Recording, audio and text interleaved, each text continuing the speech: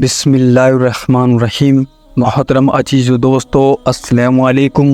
ماں باپ کے 5 گناہوں کی سزا اولاد کو بھی ملتی ہے۔ میرے پیارے دوستو، ماں باپ کے 5 عمل اپنی اولاد کی زندگی خطرے میں ڈالتے ہیں۔ حضرت علی رضی اللہ تعالیٰ عنہ سے ایک عورت نے پوچھا، کیا ایسے بھی میرے کوئی عمل ہو سکتے ہیں جو میری اولاد کے لیے خطرے کا باعث بن سکتے ہوں؟ تو حضرت علی رضی اللہ تعالیٰ عنہ نے فرمایا کہ ماں باپ کے 5 ایسے کام جو کہ اولاد کو موت کے منہ میں ڈال دیتے ہیں، اور وہ 5 کام یہ ہیں۔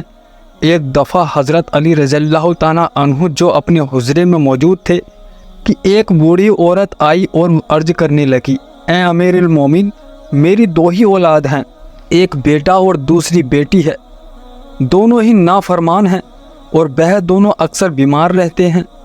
میری بیٹی کا رشتہ لینے کے لیے کوئی تیار نہیں اور بیٹے کو رشتہ دینے کے لیے کوئی تیار نہیں۔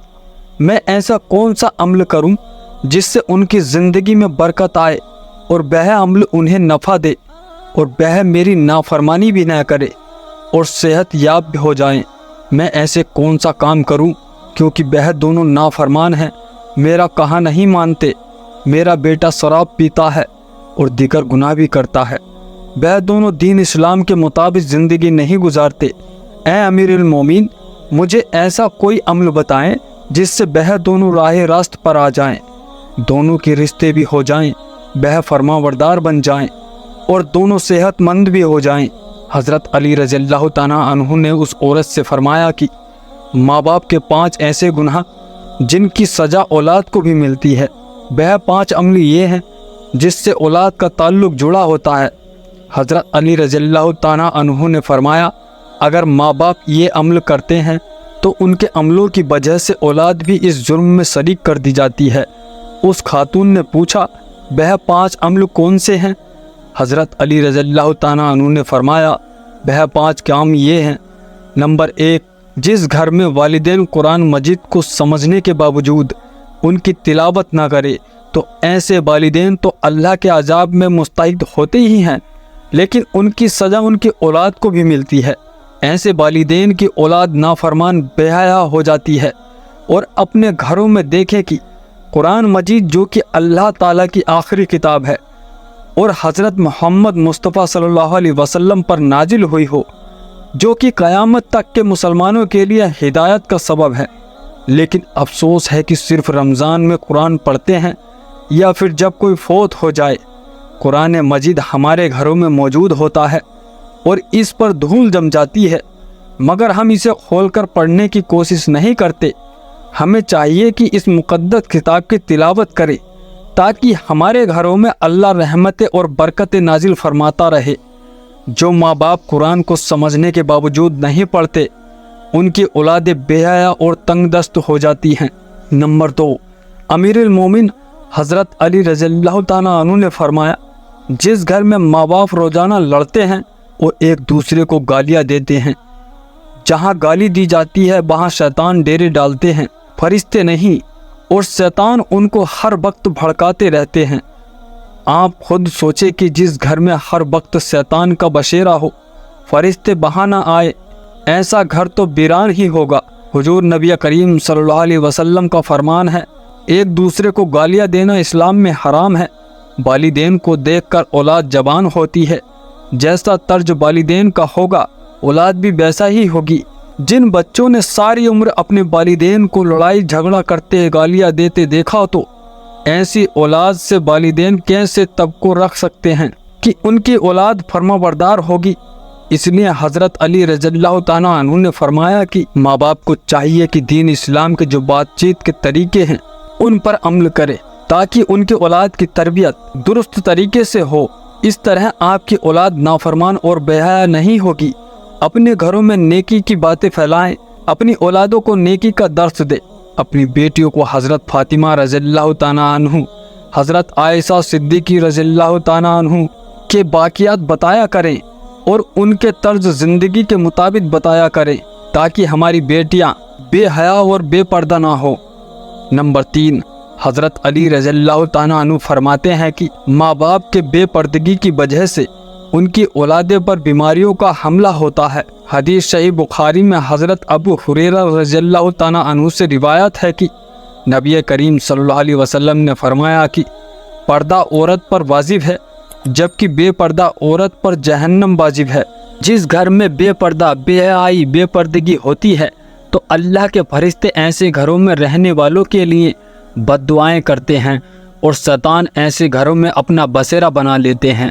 جہاں بے پردہ عام ہو اس گھر کی اولاد بے حیا، نافرمان اور غلط کاموں کا شکار ہو جاتی ہیں۔ یہی نہیں بلکہ پریشانی اور مصیبتیں ایسی اولاد کا مقدر بن جاتی ہیں۔ یہ ان کے والدین کے بے پردہ کی وجہ سے ہوتا ہے۔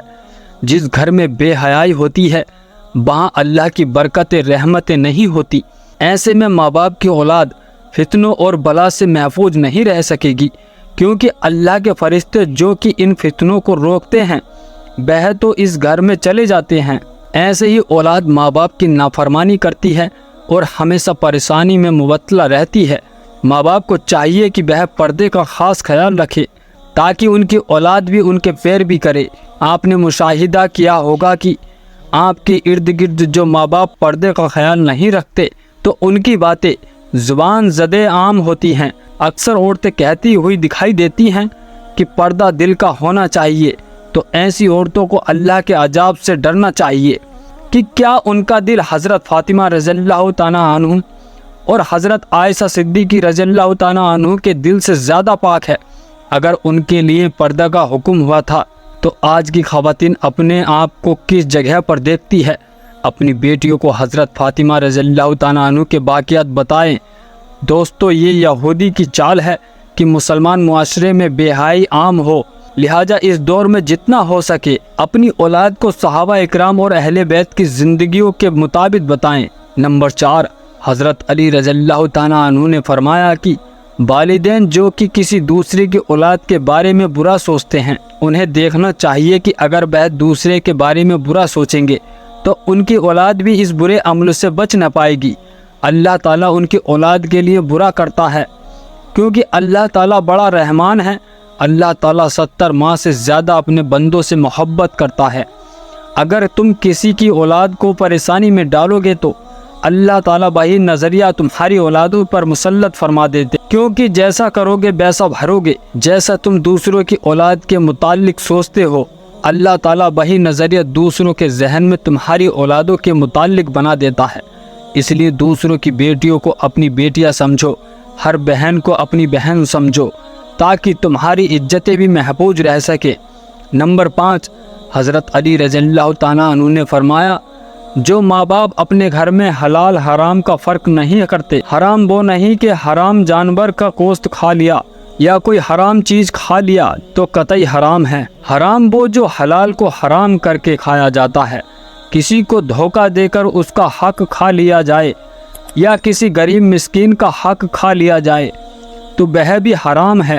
اگر حرام مال بچوں کو کھلایا جائے تو اولاد نافرمان، بے حیا اور بیماریوں میں مبتلا ہو جاتی ہے۔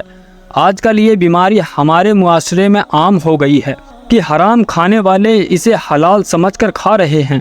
اللہ تعالیٰ سے دعا ہے کہ اللہ پاک ہم سب کو رزق حلال کمانے کی توفیق عطا فرمائے۔ دوستو، امید کرتا ہوں یہ ویڈیو آپ کو پسند آئی ہوگی، تو ہمارے چینل کو سبسکرائب کریں، لائک کریں، بیل آئیکن گھنٹی کو بھی پریس کر لیں۔ ملتے ہیں ایک نئی ویڈیو کے ساتھ۔ خدا حافظ۔